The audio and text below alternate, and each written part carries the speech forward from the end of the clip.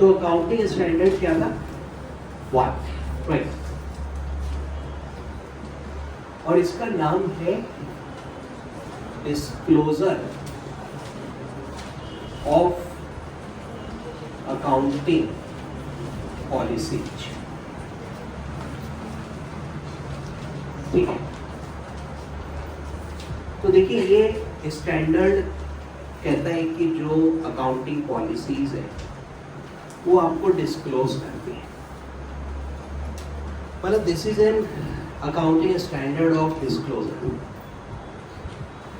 कुछ accounting standard presentation के हैं, कुछ मेजरमेंट की बात करते हैं, कुछ डिस्क्लोजर की बात करते हैं, कुछ वैल्यूएशन के ऊपर है और कुछ रिकग्निशन। तो ये डिस्क्लोजर है। Disclosure means additional information to be supplied with financial statement. तो आप जानते हो अकाउंटिंग पॉलिसीज हम अलग अलग फॉलो कर सकते हैं। मतलब there are different accounting aspects, transactions which can be treated differently by different, क्या वर्ड यूज करोगे सर? ऑडिटिंग में हम लोग उसको एंटिटी बोलते थे, इनकम टैक्स में हम उसको एसएससी बोलते थे, जीएसटी में हमने उसको रजिस्टर्ड पर्सन कहना शुरू कर दिया। अकाउंटिंग स्टैंडर्ड में आप उसको एंटरप्राइज बोलोगे। है वही डिफरेंट पर्सन। तो different enterprise can treat same item differently in accounting. एक ही ट्रांजेक्शन है, उसका एक सा नेचर है, लेकिन अलग अलग एंटरप्राइज उसको अलग अलग तरीके से ट्रीट कर सकते हैं। तो जो अकाउंटिंग स्टैंडर्ड्स हैं वो इस कॉन्सेप्ट के साथ इशू किए गए कि ये चीज़ें कम होनी चाहिए, बंद होनी चाहिए, एंड हमको same standard, same policy follow करनी है। तो जो अकाउंटिंग स्टैंडर्ड इशू किए उसका एक इम्पॉर्टेंट एस्पेक्ट, पर्पज है हार्मोनाइजेशन ऑफ अकाउंटिंग पॉलिसी। मतलब सभी एंटरप्राइज सेम पॉलिसी फॉलो करें। लेकिन जैसा आपको पता है ये डाइवर्सिटी है, अब सिचुएशंस अलग अलग हैं, उनकी वर्किंग कंडीशंस अलग हैं, और कई जगह पे जो लीगल फ्रेमवर्क है, लॉ है, वो अलग। तो it is impossible that we have same set of accounting policy applicable to all. ऐसा संभव नहीं है कि हम एक सी अकाउंटिंग पॉलिसी सबके लिए बनाएं, सबका मालिक एक, ऐसा नहीं कह सकते, क्योंकि डाइवर्सिटी। तो किसी का मालिक कोई, किसी का कोई, किसी का कोई। टेंशन नहीं लेने का, सवाल पे रहने का। तो बच्चों, इस अकाउंटिंग स्टैंडर्ड का जो पर्पज है that is disclosure of accounting policy.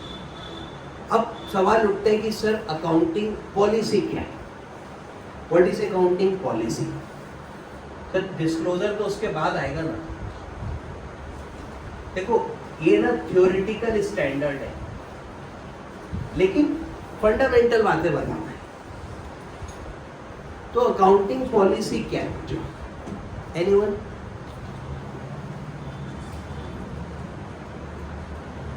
जैसे आप इन्वेंट्री का वैल्यूएशन करते हैं, तो आपका जो सिद्धांत है, प्रिंसिपल, वो है कि आप इन्वेंट्री का वैल्यूएशन करोगे, उसकी कॉस्ट और जो उसकी नेट रियलाइजेबल वैल्यू है, और दोनों में जो कम होगी मैं उस पर वैल्यूएशन करूँगा। तो ये मेरी अकाउंटिंग पॉलिसी है। This is accounting policy. अब इसी पॉलिसी में जब मैं कॉस्ट कैलकुलेट करूँगा तो I will include purchase cost, conversion cost, other costs necessarily incurred to bring the inventory to present location and condition. तो ये भी मेरी पॉलिसी का पार्ट है. सर इसी कॉस्ट में I will not include storage, administration, selling cost and abnormal losses. तो ये भी मेरी पॉलिसी का पार्ट है. While calculating cost, I will use FIFO method or weighted average. This is also accounting policy. Now, the user must come to know कि what policies are followed. आप जो financial statements बना के दे रहे हो उसमें आपने पॉलिसी लगाई क्या ये तो बताओ. Because they affect the financial statements. उससे आपका बैलेंस शीट भी अफेक्ट होगा, आपका प्रॉफिट लॉस भी अफेक्ट होगा. तो it must be disclosed what accounting policies have been followed in preparation and presentation of financial statement. Sir similarly आपके पास इन्वेस्टमेंट्स है.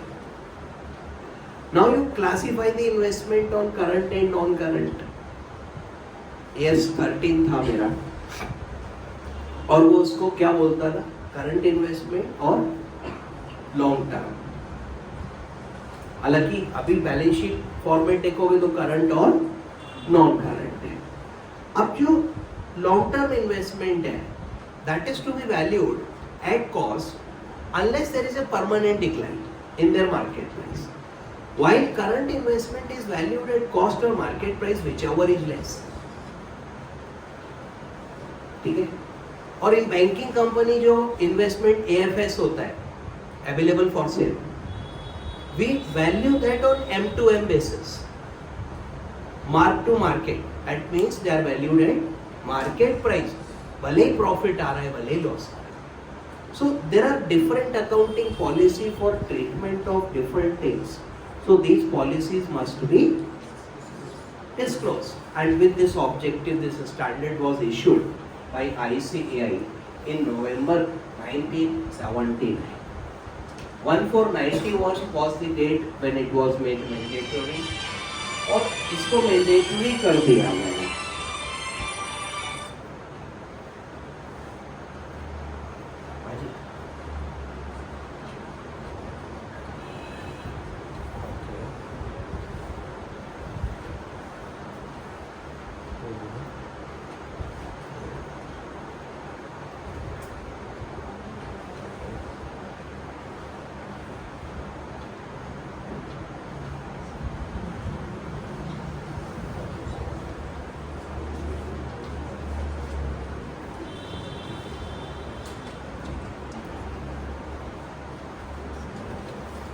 हाँ जी.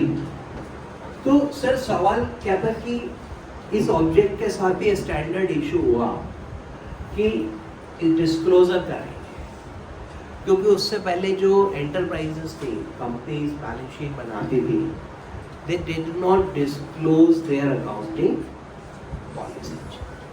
तो वो अपना डिस्क्लोजर नहीं करते. तो right now we have to disclose all the accounting policies along with this financial statements.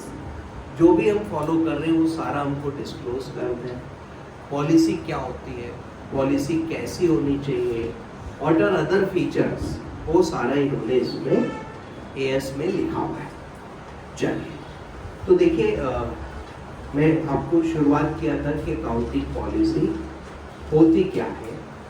तो accounting policies are principles and methods of applying those principles adopted by an enterprise in preparation and presentation of financial statements. So sir, accounting policies are principles and methods of applying those principles which have been followed in preparation and presentation of financial statements. Sir जो financial statements हम बना रहे हैं, prepare कर रहे हैं, और उनका जो प्रेजेंटेशन डिस्क्लोजर कर रहे हैं, उनको सर बना के दे रहे हैं, उसके लिए जो हमने प्रिंसिपल्स फॉलो किए, हिंदी में जो हमने उसके लिए सिद्धांत फॉलो किए, और उन सिद्धांतों के लिए जो हमने मेथड यूज किए, वो सारा अकाउंटिंग पॉलिसी है। जैसे आपका देखो, एक फॉर एग्जाम्पल आपने इन्वेंट्री वैल्यूएशन किया, कॉस्ट और NRV whichever is less, तो ये क्या है? ये प्रिंसिपल है, इन्वेंट्री के लिए यही करते हो ना। तो दिस इज ए प्रिंसिपल, ये एक सिद्धांत है। अब कॉस्ट निकालने के लिए आपने फीफो या वेटेड एवरेज मेथड यूज किया, ये क्या है sir? This is method used to apply the principle. उस प्रिंसिपल को अप्लाई करने में ये मेथड यूज हो रहा है। तो accounting policy means principles and methods of applying those principles which have been used in preparation and presentation of financial statements. तो फाइनेंशियल स्टेटमेंट्स को बनाने में, उसको प्रेजेंट करने,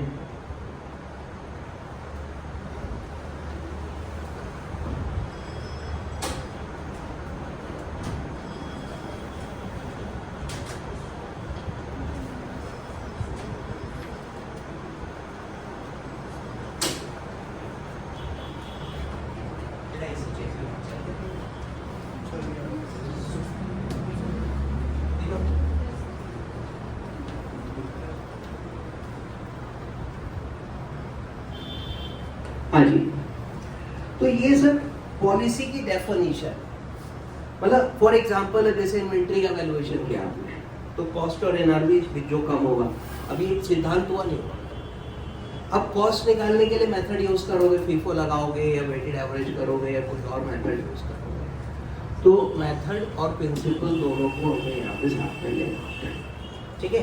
तो this is accounting policy and disclosure of accounting policy, simply accounting standard 1 वो कहता है कि आपकी जो पॉलिसीज है आप उसको डिस्क्लोज करो। आपको वो सारी पॉलिसी तक बतानी पड़ेंगी, डिस्क्लोज करनी पड़ेंगी, ऐसे नहीं चलेगा। चलिए, तो ये था nature of accounting policy, heading number 3। Now coming two heading number 1। देखिए, इसमें इंट्रो है, और इंट्रो में इन्होंने ये कहा है, आप इसको 1979 के सिनेरियो में अगर देखोगे, पुरानी बात, तो सर नंबर 1 जो आपका डिफरेंट एंटरप्राइज है, सर डिफरेंट छोड़ो, जो आपका फाइनेंशियल स्टेटमेंट है, that can be greatly affected by your accounting policy. आप सेम सिचुएशन में अलग अलग पॉलिसी लगाओगे तो आपका रिजल्ट बहुत डिफरेंट आएगा। सर आपकी पॉलिसी चेंज होने से बड़ी बड़ी जो एंटरप्राइज है वहाँ 2-4 हज़ार करोड़ रुपए इधर उधर आराम से हो जाता है, सिर्फ पॉलिसी चेंज करने से, राइट। तो अलग अलग पॉलिसी या जो भी आप पॉलिसी फॉलो कर रहे हो, that has a great impact on your financial statements. Now, different enterprise follow different policy. अलग अलग लोग अलग अलग पॉलिसी फॉलो कर सकते हैं। सर एटलीस्ट उस टाइम तो वो करते ही थे, ठीक है। धीरे धीरे और स्टैंडर्ड्स आते गए, तो जो एप्लीकेबल पॉलिसीज थी, ऑप्शंस थे, वो रिड्यूस हुए, उसको कम किया गया कि भाई ये नहीं चलेगा, ये मत करो, वो मत करो। बट स्टिल आज भी डिफरेंट पॉलिसी संभव है। नाउ नंबर 1 क्या बोला मैंने कि accounting policy affect your financial statement. Number 2 different enterprises follow different policies, so disclosure is important. अब डिस्क्लोज तो करो क्या पॉलिसी फॉलो कर रहे हो। तो with this intent this standard was issued by ICT. तो लिखते हैं view presented in financial statement. Sir financial state of affairs that is balance sheet and profit and loss can be significantly affected by accounting policies followed in। तो जो view है आपका state of affairs का और profit and loss का, वो आपकी policy से ग्रेटली अफेक्ट हो रहा है। दूसरा पॉइंट है policy followed vary from enterprise to enterprise. अलग अलग एंटरप्राइज अलग अलग पॉलिसी फॉलो कर रहे हैं, उससे आपका व्यू इफेक्ट हो रहा है। तो आपको पॉलिसी डिस्क्लोज करनी चाहिए। तो disclosure of significant policy is necessary if the view is to be properly appreciated by the user. ठीक है, तो ये इंट्रोडक्शन है बच्चों कि भाई पॉलिसी से मेरा बैलेंस शीट और P&L अफेक्ट हो रहा है। पॉलिसी से अलग अलग कंपनियों अलग अलग फॉलो कर रही हैं। So these significant policies must be disclosed. Okay? तो इंट्रो को नोट नहीं कर रहा मैं, आगे बढ़ता हूँ हेडिंग 2 पे आता हूँ। It is fundamental accounting assumption. Sir, fundamental accounting assumptions. तो देखिए 3 assumptions हैं बच्चों जो कि ये माना जाएगा कि फॉलो हो रही है। assumptions है गोइंग कंसर्न, कंसिस्टेंसी और एक्रूअल। शॉर्ट में GCA करके आप याद रख सकते हो। तो गोइंग कंसर्न का मतलब है कि जो एंटरप्राइज है, सिर्फ मैं एंटरप्राइज वर्ड ही यूज करूंगा, वो फोरसीएबल फ्यूचर तक चलती रहेगी, ना तो उसको क्लोज करने की नेसेसिटी है, जरूरत है, और ना ही इंटेंशन है। ना तो मैं उसको बंद करना चाह रहा हूं और ना बंद करने की कोई मजबूरी है, मतलब it is a going concern. और अगर देखिए गोइंग कंसर्न है तो वो अकाउंटिंग अजम्पशन है, और अगर अजम्पशन है तो आपको डिस्क्लोज करने की जरूरत नहीं है। तो अगर ये अजम्पशंस फॉलो हो रही है, if these assumptions are valid, ठीक है, no disclosure is required. However, if assumptions are not being followed,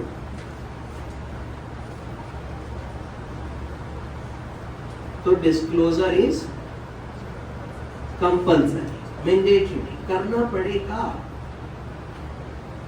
देखिए अभी कोई एंटरप्राइज है which is a going concern, तो आपको फाइनेंशियल स्टेटमेंट्स में ये लिखने की जरूरत नहीं है कि ये गोइंग कंसर्न है। भैया वो तो माने जाता है, ठीक, आप लिख देते हो तो भी ठीक है, नहीं लिखते हो तो भी ठीक है, क्योंकि माना जा रहा है। लेकिन अगर मान लो वो गोइंग कंसर्न नहीं है, ठीक है, तो फिर आपको पक्का बताना पड़ेगा कि जो एंटरप्राइज है वो गोइंग कंसर्न नहीं है। और that can happen in a few cases. कौन कौन से? Sir when we have necessity to discontinue, या we have intention to close, मतलब बंद करने की इंटेंशन हो सकती है या बंद करने की मजबूरी हो सकती है, ठीक है।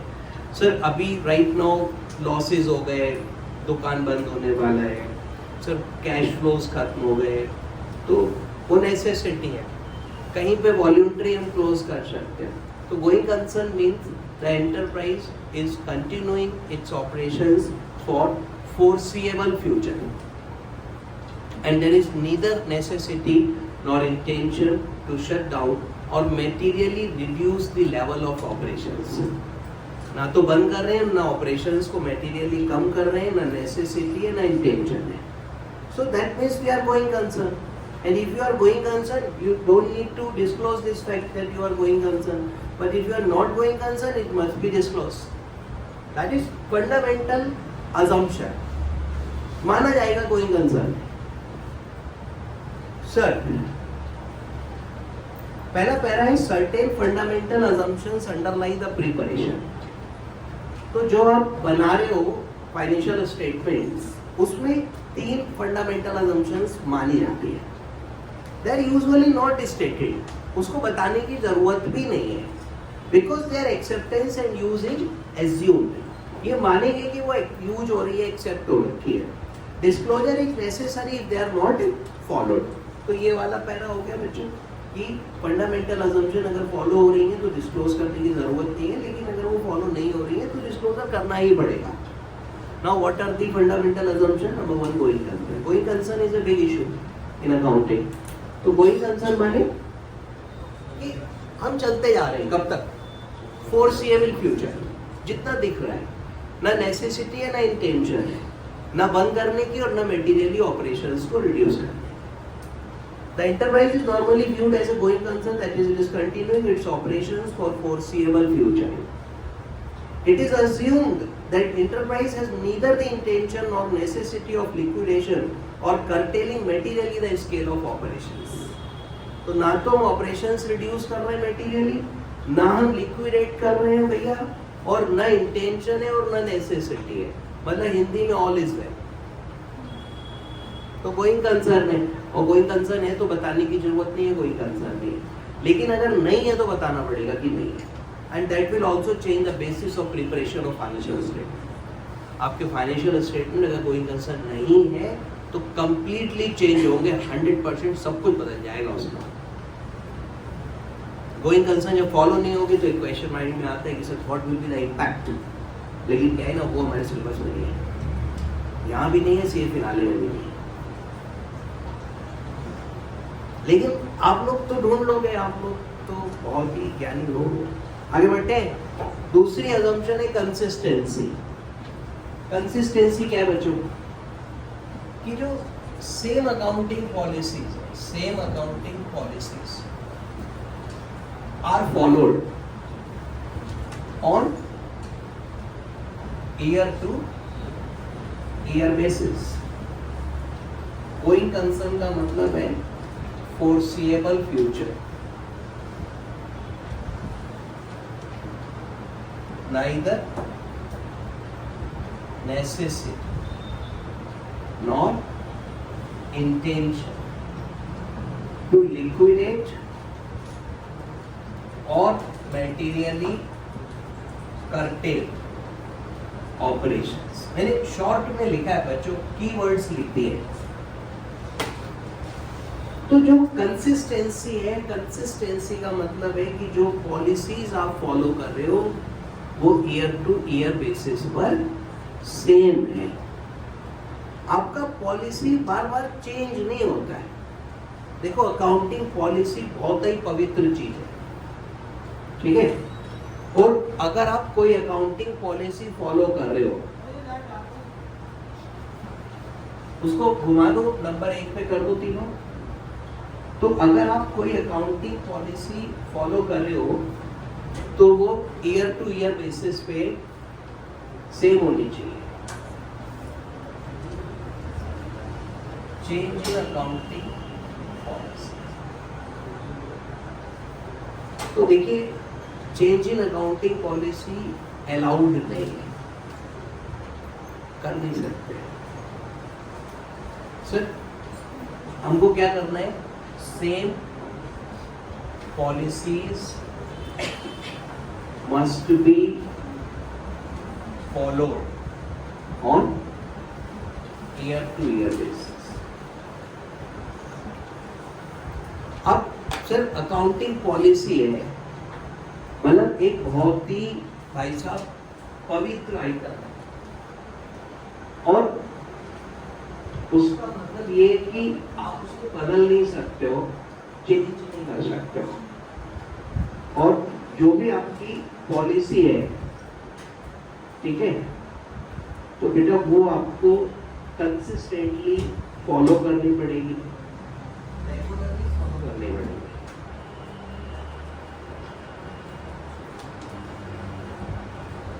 कोई नहीं, वो टाइमर चल जाता है। तो अकाउंटिंग पॉलिसी सर आप जो भी यूज करोगे ना, वो कैसी होगी, वो ये नहीं कि हर साल बदल दोगे, you have to use the same policy. Consistency इसको कहते हैं, मतलब हम एक साथ ट्रीटमेंट करते हैं, जो पिछले साल थी वही इस साल है, वही अगले साल है, तमाशा नहीं हो रहा है। हाँ, पॉलिसी चेंज हो सकती है, sir policy must be followed on year to basis, however in following cases policy may be changed. Number one, requirement of law. Number two, requirement of accounting standard. Number three, for better preparation and presentation of financial statements. Sir, उसका nature and effect must be disclosed. If not quantifiable, अगर quantify नहीं हो सकती है तो fact should be disclosed. Sir मैं बताता हूँ, देखिए जो अकाउंटिंग पॉलिसी है ना, वो बहुत ही पवित्र चीज है। पवित्र से मेरा मतलब है जिसको आप बदल नहीं सकते। सर जो चीजें जीवन में पवित्र है ना, वो बदली नहीं जा सकती। अब जैसे सावन में लोग प्याज नहीं खाते हैं और चीजें नहीं, अभी मतलब परंपरा चली आ रही है, पवित्रता से जुड़ी हुई है, तो this can not be changed. ठीक है, डोंट लुक एट मी, यहाँ देखो, तो ये अकाउंटिंग पॉलिसी भी मेरा पवित्र है, मैं नहीं बदलेगा। लेकिन अगर सपोज करो लॉ चेंज हो गया, requirement of law, there is a change in suppose schedule 3, and schedule 3 is for preparation and presentation of financial statement, उसका change is change in policy. अब मैं कहूँ मैं नहीं बदलूंगा, तुम बदलते रहो लॉ, तो बदलना पड़ेगा ना, लॉ थोड़ी उसको ब्रेक करोगे।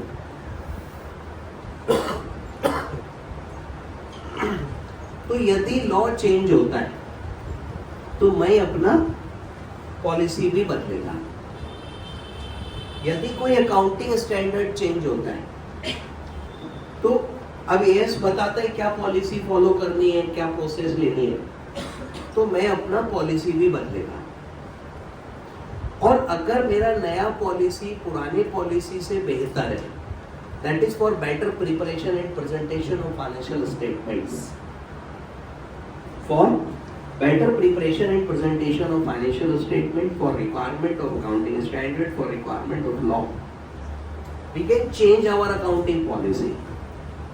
And देखिए, whenever we change our policy, the nature of such change and effect, तो मेरे को ये बताना पड़ेगा कि हाँ मैंने पॉलिसी बदली है, और मेरे को ये भी बताना पड़ेगा कि इस पॉलिसी को चेंज करने से मेरे प्रॉफिट या लॉस पर क्या इफेक्ट पड़ा।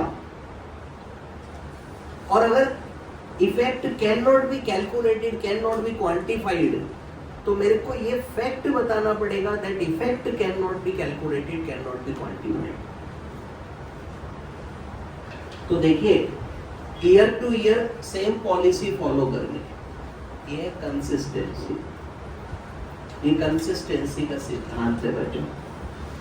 और अगर आपने सेम पॉलिसीज फॉलो करी है ठीक है, तो फंडामेंटल अजम्पशन है you need not to disclose.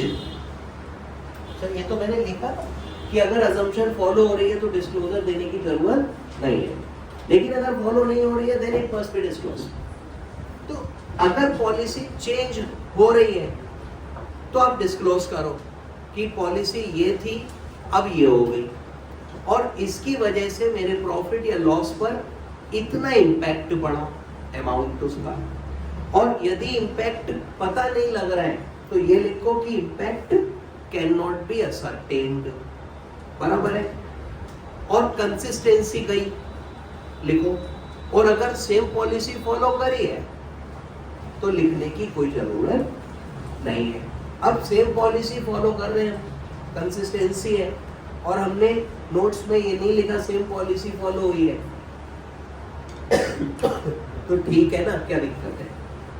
और हमने लिख दिया फॉलो हुई है सेम पॉलिसी, तो भी कोई दिक्कत नहीं सर, इट्स ओके। बट अगर चेंज हुआ और हमने फिर डिस्क्लोज नहीं किया then it is violation of accounting standard, and if there is a violation of accounting standard, your financial statements cannot be treated true and fair। अगर AS का violation हुआ तो ट्रू एंड फेयर है, फिर वो true and fair नहीं है, बराबर है।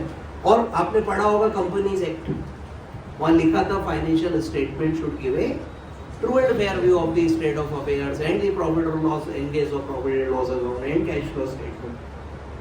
याद है, ट्रू एंड फेयर तो होना ही चाहिए। आओ सर, तो दो अजम्पशन हो गई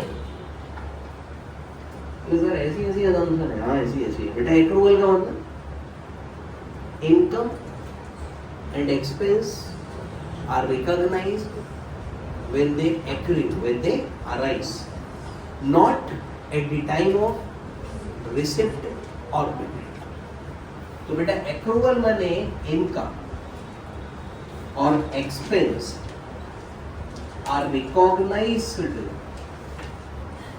at the time when they arise and not upon their receipt or payment। तो बच्चों रिसिप्ट पे या पेमेंट पे हम उसको रिकॉर्ड नहीं करेंगे, हम उसको रिकॉर्ड करेंगे जब वो अराइज होगा, दैट इज जब वो अर्न या इनकर होगा, दैट इज एक्रूवल ना। तो आप देखो मेरा अकाउंटिंग स्टैंडर्ड कह रहा है एक्रूवल फॉलो करो। आपको शायद याद हो कंपनीज एक्ट में भी हमने पढ़ा था, उसने कहा था ना financial statement true and fair होंगे और डबल एंट्री सिस्टम फॉलो करोगे और एक्रूवल बेसिस पे करोगे। तो आपको एक्रूवल ही फॉलो करना है, कैश बेसिस तो अलाउड ही नहीं है। हालांकि इनकम टैक्स सेक्शन 145 अलाउ करता है, बट इनकम टैक्स और अकाउंटिंग तो कभी सेम हुआ ही नहीं। इनकम टैक्स तो हमेशा अलग चली, अकाउंटिंग अलग चलेगी। तो मेरे को ये तीन अजम्पशंस है बच्चों। पहली, गोइंग कंसर्न, एंटरप्राइज चलती जा रही है, consistency, same policy, same accounting policy year to year follow हो रही है। एक्रूवल, इनकम और एक्सपेंस तब अराइज होते हैं, तब रिकॉर्ड होते हैं जब वो एक्रूड होते हैं, अराइज होते हैं, अर्न होते हैं, ऑब्लिगेशन आती है, ना कि जब पैसे मिलते हैं या हम पैसे देते हैं, पेमेंट बेसिस या रिसिप्ट बेसिस पे नहीं है। So these are our fundamental accounting assumptions. If these assumptions are followed, if they are valid, no disclosure is required। फिर भी आप करते हो, it's okay। But if these assumptions are not followed, you must disclose। अगर कोई concern valid नहीं है, अगर पॉलिसी में चेंज हुआ है और अगर एक्रूवल बेसिस पे काउंटिंग नहीं हुई है।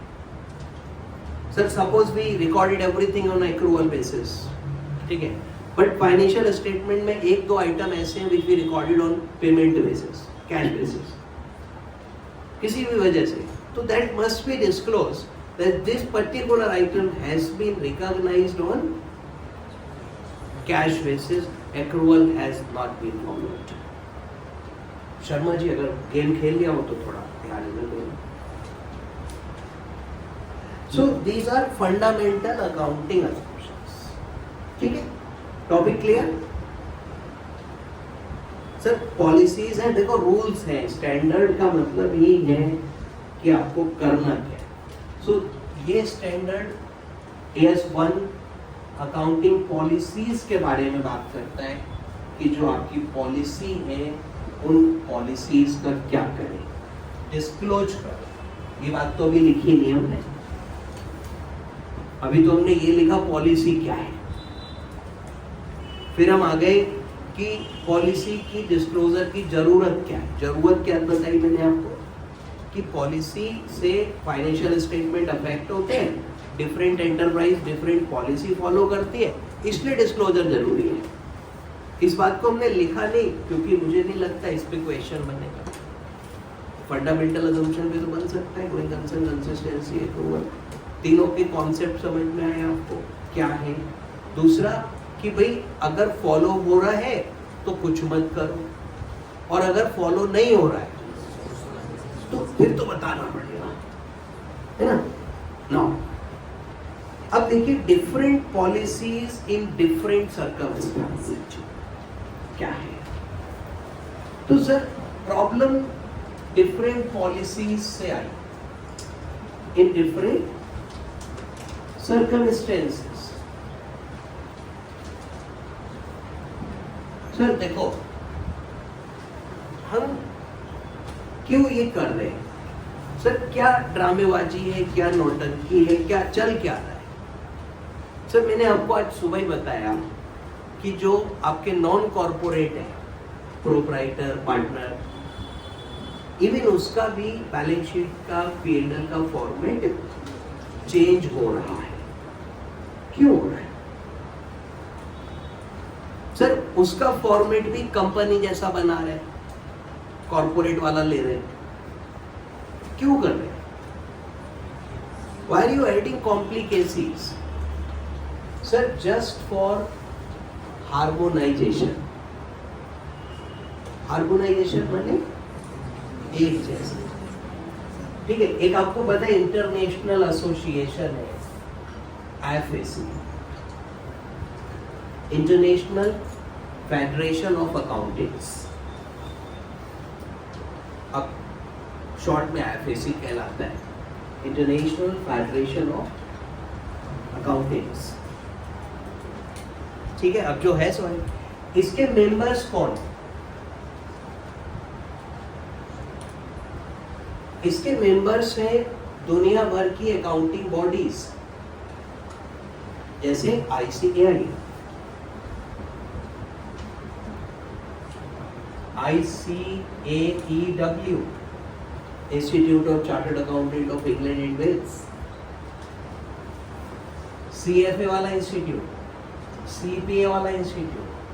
सर दुनिया भर के जितने ऐसे इंस्टीट्यूट हैं ये उन सब की माँ मदर बॉडी है. मतलब आप समझ रहे हो ना, मतलब उनकी पेरेंट बॉडी है. माँ और पिता दोनों है. वो आप गलत बात, गलत. तो sir this is parent body, right. अब ICAI के मेंबर्स कौन है.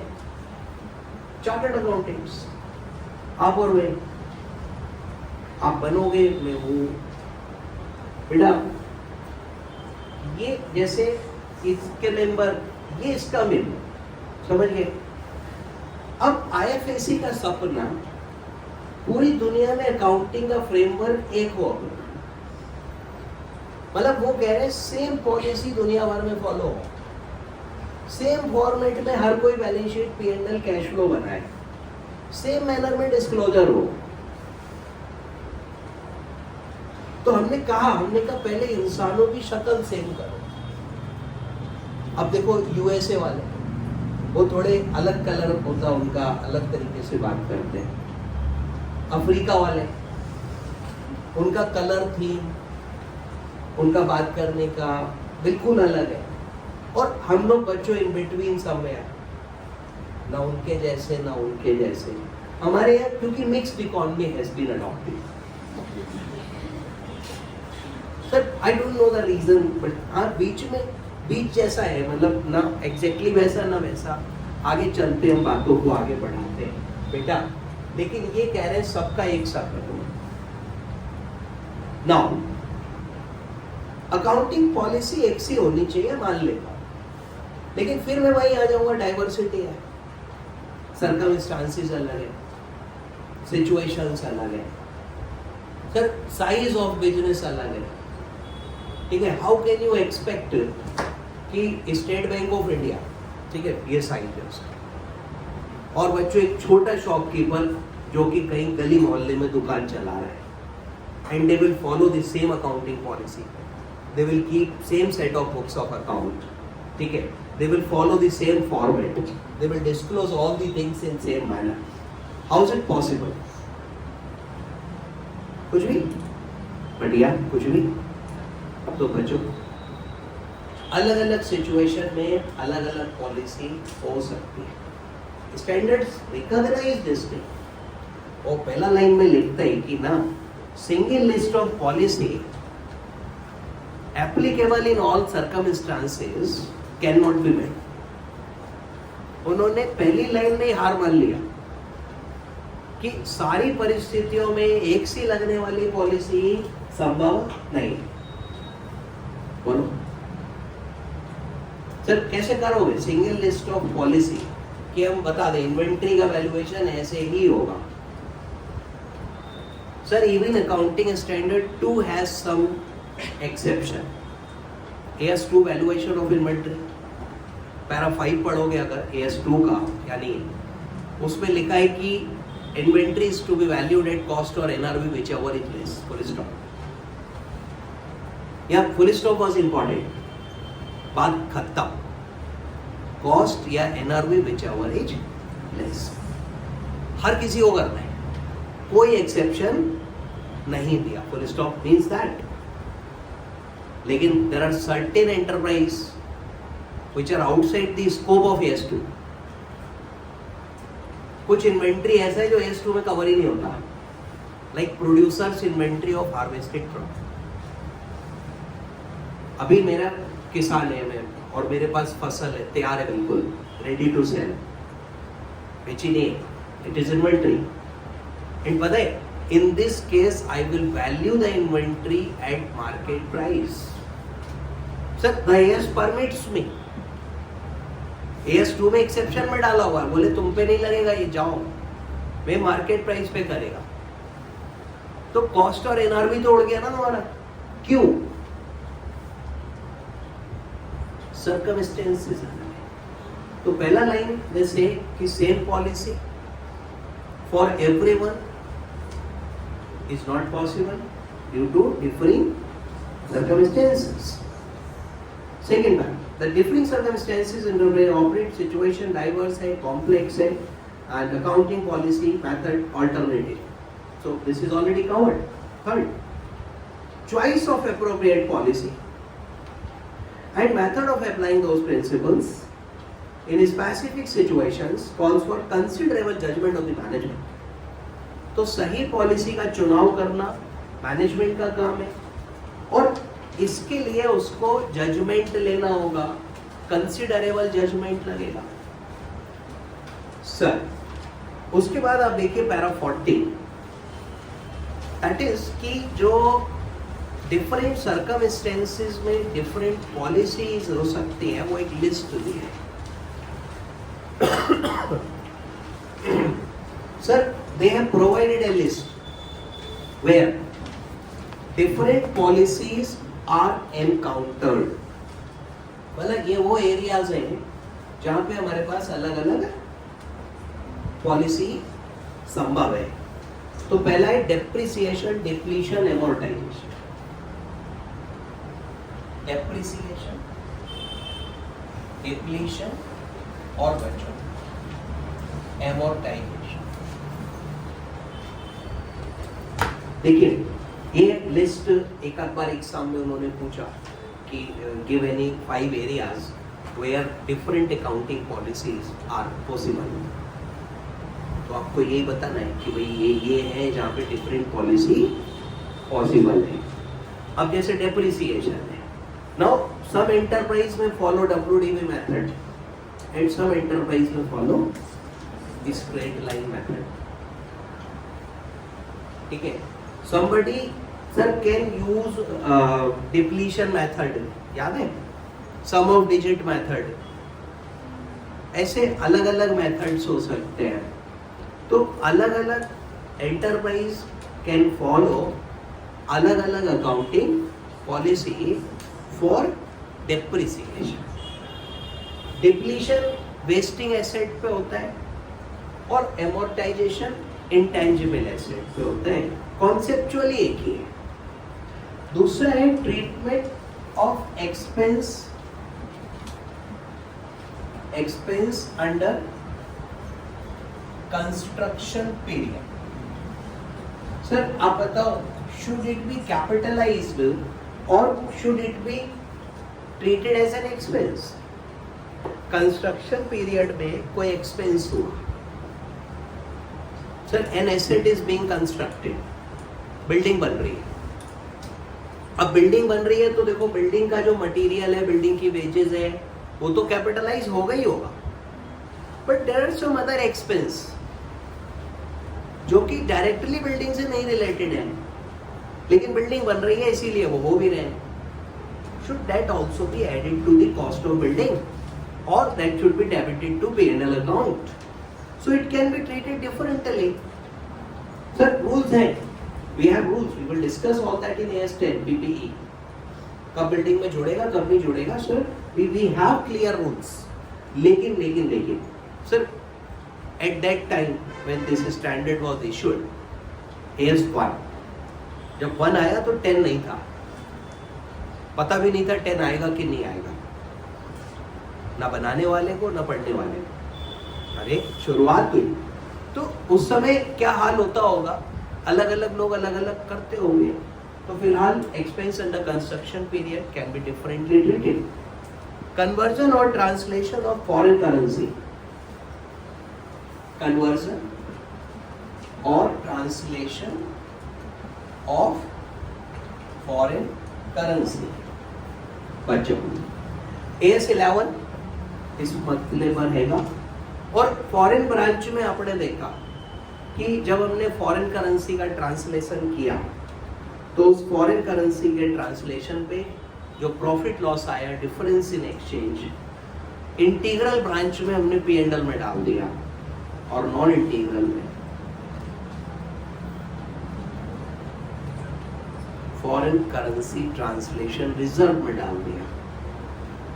सर अभी अगर फॉरेन ऑपरेशंस है और फिर मॉनेटरी आइटम का रिवैल्यूएशन हम करेंगे तो उस पर जो प्रॉफिट लॉस आएगा वो P&L में वापस जाएगा. ठीक. इसके अलावा अगर कोई फिक्स्ड एसेट खरीदा है और सपोज करिए उसके लिए लोन लिया है, बाद में फॉरेन करेंसी का रेट चेंज होने से उस लोन की वैल्यू घटती बढ़ती है, तो that amount can be adjusted to the cost of asset और that can be debited credited to P&L. Sir what to do we will discuss later, but this is a situation where different treatments are possible.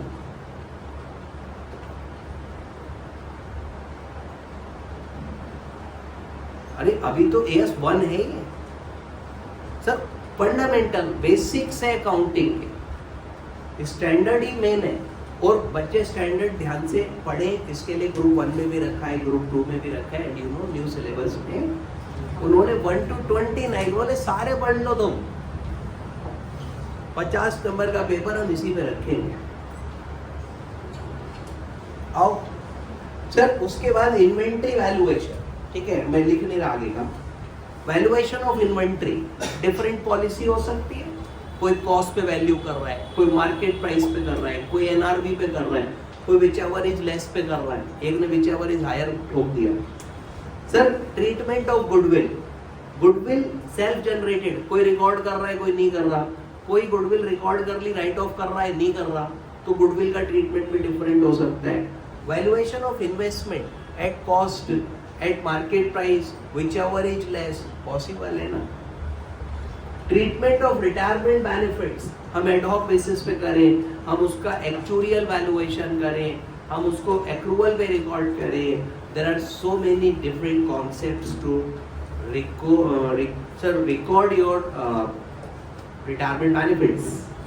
उसके बाद profit loss on long term contracts AS7 है इस मसले पे. Valuation of fixed asset AS10 है इस मसले पे. Treatment of contingent liability AS29 है इस मैटर के ऊपर. लेकिन उस समय पे ये सारे मैटर्स ऐसे थे where different treatments were possible. ये लिस्ट बच्चों थोड़ा सा याद करना है आपको. एग्जाम में 1-2 बार पूछा है कि कोई 5 एरियाज बताइए, कोई 7 एरियाज बताइए, कोई 10 एरियाज बताइए. लिखे ही 10 कि जहां पर different accounting policies are encountered. तो ये लिस्ट देकर आनी है उसको, और जितना सही लिख पाओगे वर्डिंग्स है हर पॉइंट की. फिर हमने कहा ये लिस्ट पूरी हो गई तुम्हारी, तो कह रहे लिस्ट के ऊपर वाली लाइन पढ़ी कि ये लिस्ट इलस्ट्रेटिव है, एग्जॉस्टिव नहीं है. मतलब और भी 2000 एरियाज हैं where different accounting policy can be encountered. Oh my gods. आगे बढ़े. अब देखिए नेक्स्ट आता है consideration in selection of accounting policy. बेटा अकाउंटिंग पॉलिसी कैसे सेलेक्ट करें आप बताओ. सर जब पॉलिसी सेलेक्ट करेंगे क्या है, selection of accounting policy.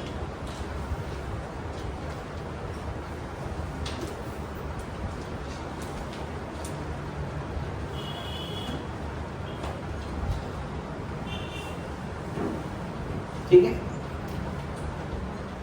Sir, क्या बता रहा था मैं, अकाउंटिंग पॉलिसी कैसे सेलेक्ट होगी.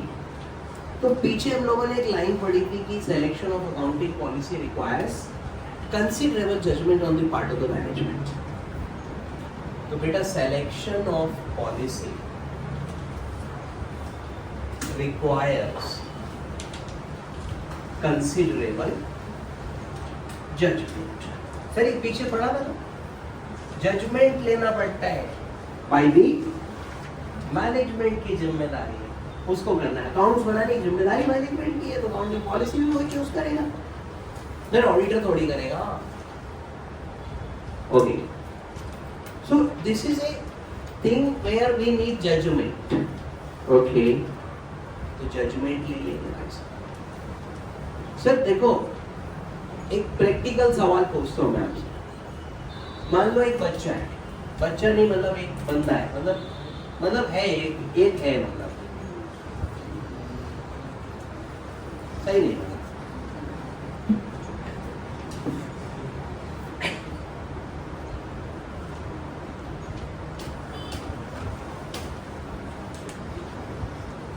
पैर बड़े हो गए ना.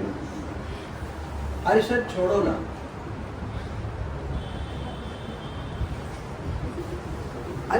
It's okay. इसका नाम रखते हैं आकाश. इसको शादी करनी है,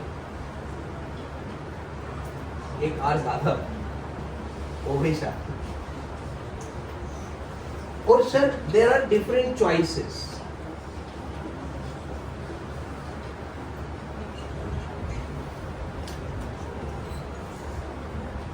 how to select accounting policy, how to select life partner. आप मुझे बताओ किन बातों को sir this will require considerable judgement. ठीक है, आप किन बातों को ध्यान रखोगे while selecting any one of these. क्या क्या चीजें आपको ध्यान रखनी है, आप बताओ, कुछ तो बोलो, शुरू करो, यू स्टार्ट। आप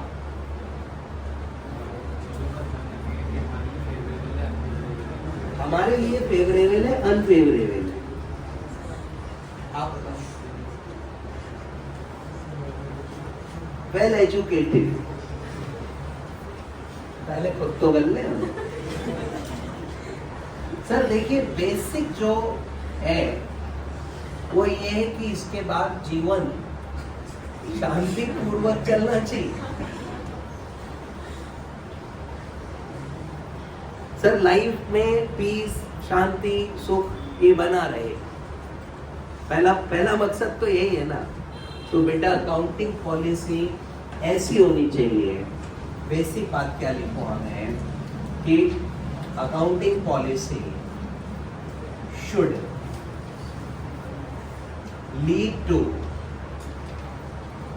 present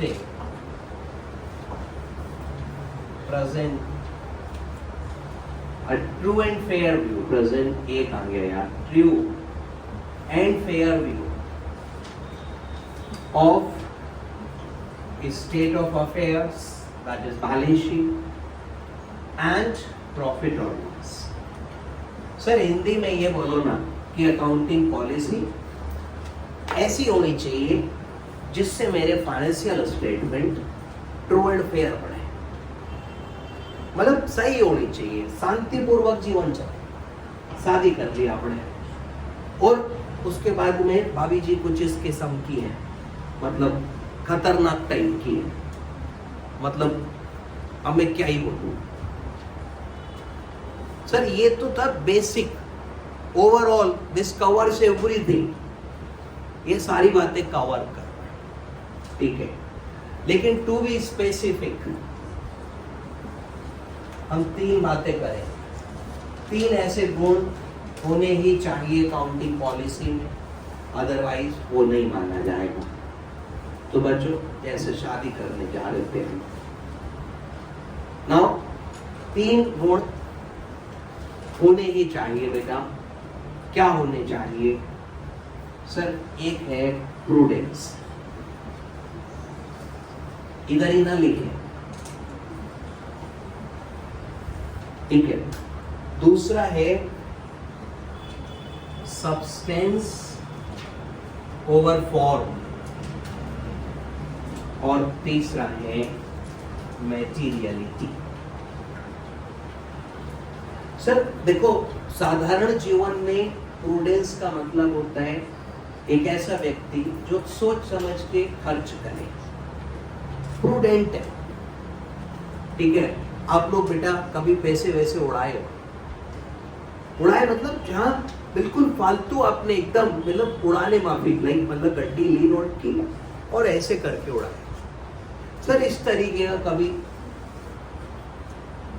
अब आप बेटा कह रहे स्टूडेंट्स आप पे कौन से पैसे आ रहे हैं, तो जब है नहीं तो उड़ाओगे कहां से? क्या लगता है जीवन में कभी ऐसा कर पाओगे?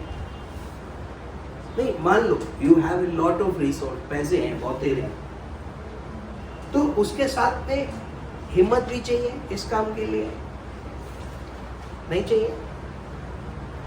शी सेज कि सर मैं तो करूंगी, वेरी गुड, गो अहेड। उधर मनप्रीत भी कुछ कह रहा है, बताओ भाई क्या कह रहे हो? है बेटा, ये हंसा रहा है आपको, उससे बातचीत जरा कम ही करो तो बढ़िया है। तो सर प्रूडेंस में हम लोग बात कर रहे थे। प्रूडेंस कहते हैं कि जो एस्टिमेटेड लॉसेस है उसको तो रिकॉर्ड कर दो, एंटीसिपेटेड। अरे ये तो पता है आप लोगों को, पुराना रूल है एंटीसिपेटेड लॉसेस, तो इसको कह रहे हैं रिकॉग्नाइज। और बेटा एंटीसिपेटेड गेन्स, इसको कह रहे हैं निकल ले। तो we know this very well, ठीक है सर। कॉस्ट और NRV whichever is less जब मैं करता हूं, सोचो ध्यान से, मैंने इन्वेंट्री वैल्यूएशन किया, कॉस्ट या NRV whichever is less, is my accounting policy. And that is a prudent policy. सोचो, मैंने 1 करोड़ का इन्वेंट्री खरीदा, परचेज, सेल कोई नहीं हुई, जीरो, और at the end of the year उस गुड्स की मार्केट वैल्यू 1.25 करोड़ है। 1 करोड़ का माल खरीदा, कुछ नहीं बेचा, 31 मार्च को उस गुड्स की मार्केट वैल्यू 1.25 करोड़ है। मैं इन्वेंट्री कितना रिकॉर्ड करूंगा? 1 करोड़। ठीक, ट्रेडिंग में कितना प्रॉफिट आएगा? Purchase 1 crore, inventory 1 crore, profit zero. Anticipated क्या था? प्रॉफिट था, इग्नोर हो गया। 25 लाख का कहाँ रिकॉर्ड हुआ? इसी एग्जांपल में उसकी मार्केट वैल्यू 90 लाख कर लो। अब परचेज 1 करोड़ दिखेगी, ट्रेडिंग में इन्वेंट्री 90 लाख दिखेगा, और 10 लाख का लॉस दिखाई देगा। आपने लॉस रिकॉर्ड कर लिया। तो जब मैं inventory cost NRV whichever is less करता हूँ, तो बेटा एंटीसिपेटेड लॉस रिकॉर्ड कर लेता है वो, और एंटीसिपेटेड गेन इग्नोर मार देता है। प्रूडेंस का बहुत जबरदस्त एग्जांपल है, बिल्कुल प्रूडेंट पॉलिसी है वो, 100% वाली। सर पॉलिसी प्रूडेंट होनी चाहिए। हालांकि मैं आपको बता दूं, सही समय नहीं है बताने का, फिर बताऊंगा। Substance over form. Substance over form का मतलब है कि transactions are not recorded merely as per their legal form, but we consider the substance of the transaction while recording. तो बच्चों, accounting treatment is governed by substance,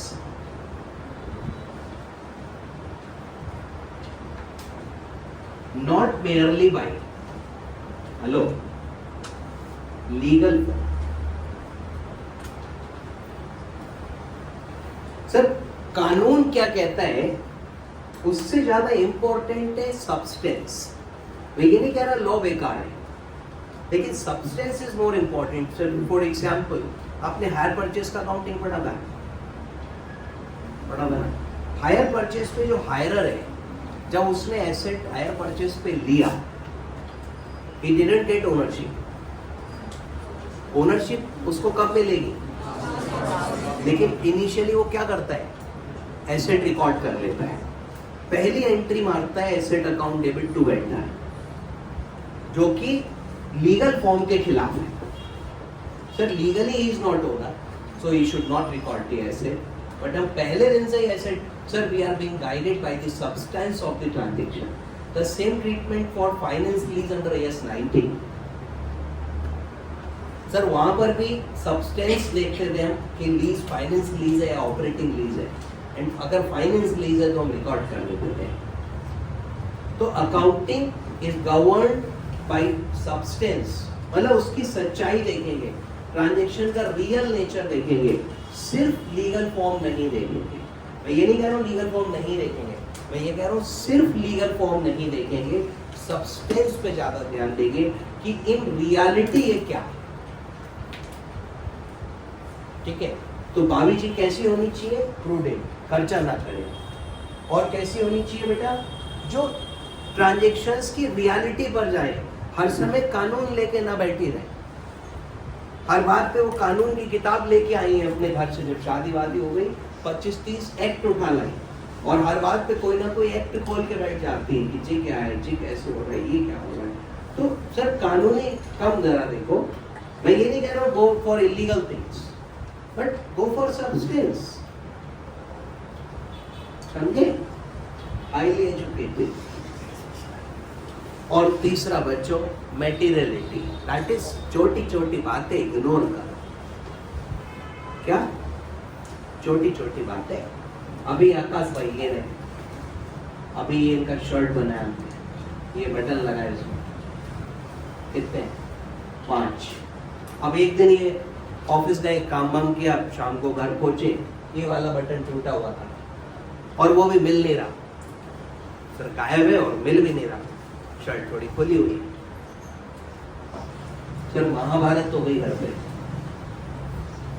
पूरा युद्ध हो गया, कुरुक्षेत्र बन गया, भीष्म पितामह को बुलाना पड़ा, वो भी आए तो भाभी जी ने उनको भी तीर मार दिए, वो बेचारे लेटे हुए हैं।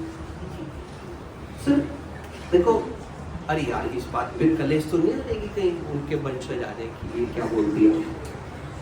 एनीवे सर ये मजाक में कहा है भाई, मजाक में। तो अभी कहाँ थे हम लोग कि शर्ट का बटन टूट, सर कितना बड़ा मसला है ये। अब वो पूछ रही है कि देख आज तेरे को खाना नहीं मिलेगा, तू बटन ढूंढ के ला, कहाँ गिरा दिया। फिर पूछ रही है टूटा कैसे ये बता। यार कोई बात है ये बताओ मेरे को, does this thing has materiality? Material माने anything which can influence the decision of the user. तो मेरी पॉलिसी कैसी होगी, जो मटेरियल आइटम्स को डिस्क्लोज करेगी। तो बच्चों financial statement should disclose hello material items. तो मेरे को मटेरियल आइटम्स को भाई डिस्क्लोज करना है। क्या करना है? Material items. मटेरियलिटी क्या है? Anything which can influence the decision of the, जो बड़ी चीजें हैं जिससे कोई प्रभाव पड़ रहा है, जिससे किसी का डिसीजन अफेक्ट हो जाए, वो मटेरियल है। बाकी क्या मटेरियल? कुछ भी मटेरियल ऐसा नहीं है बेटा। ठीक है, बटन को लेके जस्ट आप देखिए, तो ये मटेरियलिटी नहीं देखती है, ये छोटी छोटी बातों पे कलेश कर रही है जीवन में, मतलब क्या ही करें। तो बेटा आयुष ये बातें ज़्यादा इम्पोर्टेंट है while selecting an accounting policy। Educated highly भी ठीक चलेगी, कब हाईली एजुकेटेड है वो भी चलेगी। हाँ अनएजुकेटेड पे मैं कुछ नहीं बोल पाऊंगा। सर वो खत्म, बात अकाउंटिंग पॉलिसी की करेंगे। देखिए number 1 judgement check, selection of accounting policy requires considerable judgment on the part of the management.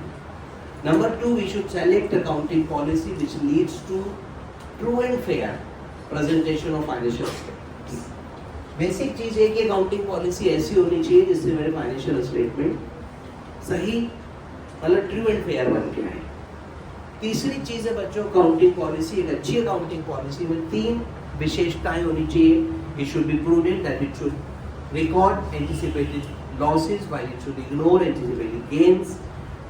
It should lead to disclosure of all material items, and accounting treatment should be governed by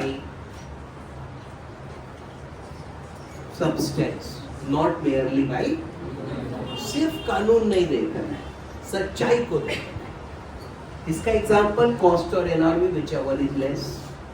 इसका example आपका higher purchase when we record the asset irrespective of the fact that we have not got the ownership। and इसका example कि suppose an enterprise writes off capital assets below rupees 5,000 to their P&L account। 5,000 से कम की fixed asset उनकी policy है P&L में डाल देते हैं। सर SBI करता है, और SBI ने शायद ये लिमिट 20,000 रखा हुआ है। अगर कोई एसेट खरीदा है जो कि अदरवाइज सब कुछ एसेट जैसा है, बट उसका cost is less than 20,000, they don't record this as asset, they record that as an expense. खत्म। ठीक है, so that is what materiality. Sir क्या करें, हमने कैलकुलेटर खरीदा 400 रुपए का और बैलेंस शीट में उसको कैपिटलाइज कर दिया। कैलकुलेटर 400 रुपए का वही बैलेंस शीट में आ रहा है, फिर हम उसमें 40-40 रुपए का साल डेप्रिसिएशन लगा रहे हैं। तो मजाक कर रहे हो। मटेरियलिटी को भी समझो भाई, you should disclose material item. ये मटेरियल के लिए P&L होता है ना, राइट ऑफ करो उसे, मिसलेनियस एक्सपेंडिचर में डालो। ओके हो गई, आगे बढ़े। चलो अब हेडिंग है डिस्क्लोजर ऑफ अकाउंटिंग पॉलिसी। आप कहोगे सर ये तो अकाउंटिंग स्टैंडर्ड का नाम है, तो बेटा नाम जो है वो अब आया। तो यहाँ पर मेरा स्टैंडर्ड कहता है, देखो number 1, all significant policies adopted in preparation and presentation of financial statements should be disclosed। Sir जितनी भी आपकी सिग्निफिकेंट पॉलिसी है जो आपने फाइनेंशियल स्टेटमेंट्स की प्रिपरेशन और प्रेजेंटेशन में फॉलो करी है वो सब डिस्क्लोज करिए, ठीक है। तो this is the main requirement of the standard कि आपने जो भी पॉलिसी फॉलो करी है भैया वो तो डिस्क्लोज कर दो, अरे स्टैंडर्ड बनाया इसीलिए है। Number 2, disclosure should form part of financial statement. ये डिस्क्लोजर फाइनेंशियल स्टेटमेंट का पार्ट होगा, यानी अगर अकाउंटिंग पॉलिसी का डिस्क्लोजर नहीं है तो आपके फाइनेंशियल स्टेटमेंट इनकम्प्लीट है। Sir it is forming part of that, this should form part of financial and these policies should be disclosed at one place। ऐसा नहीं करोगे कि 2 पॉलिसी बैलेंस शीट के नीचे और 4 P&L के पीछे, सारी पॉलिसीज एक जगह पर डिस्क्लोज होंगी, एक हेडिंग पड़ेगी अकाउंटिंग पॉलिसी और उत्थे 80 सारी पॉलिसियों का डिस्क्लोजर करेंगे। ओके। Third, any change. अब देखिए चेंज अगर हुआ है तो आपको चेंज का बताना पड़ेगा। सर चेंज कैसा होना चाहिए जिसका कोई प्रभाव पड़ रहा हो।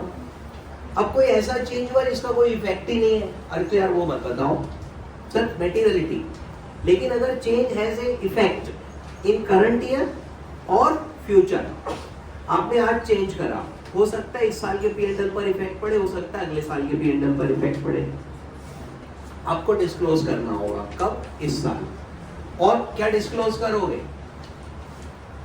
सर अभी तो इतना ही लिखा है, change in accounting policy which has material effect in current period और which is reasonably expected to have material effect in later period. Current में इफेक्ट है या बाद में इफेक्ट आएगा, आप उसको डिस्क्लोज करिए। फोर्थ पॉइंट है कि अगर आपका उस पॉलिसी के चेंज से इफेक्ट हो रहा है, ठीक है, इन करंट पीरियड, तो आपको उसका प्रभाव भी बताना है। The amount by which financial statement items are affected. आपका प्रॉफिट लॉस पर कितना इम्पैक्ट हुआ, आपका एसेट लाइबिलिटी पर कितना इम्पैक्ट हुआ, आप ये भी बताओ। Sir should also be disclosed where such amount is not ascertainable. आप असर्टेन नहीं कर पा रहे हो तो the fact that it cannot be ascertained should be disclosed.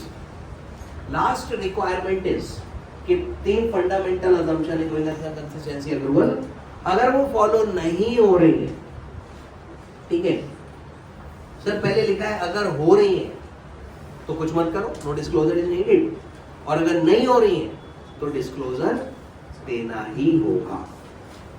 So these are requirements बच्चों, क्या थी? नंबर 1, सिग्निफिकेंट पॉलिसीज का डिस्क्लोजर करेंगे।